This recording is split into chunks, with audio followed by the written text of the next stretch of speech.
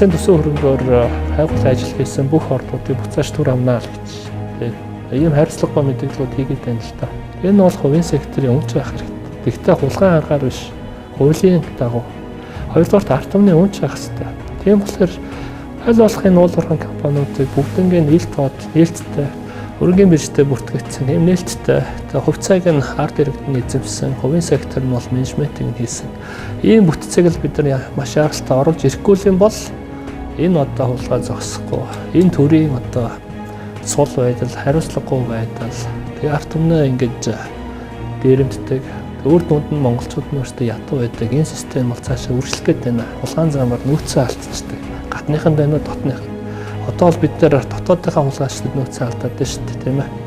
Тэгэхээр энийг л бид нар яаралтай залруулах хэрэгтэй. Залруулах арга зам шийдэл нь болохоор яаралтай одоо хувь руу шилжүүлэх хэрэгтэй. Хуулийн дагуу дээрээс нь ард түмний өмч болох хэрэгтэй.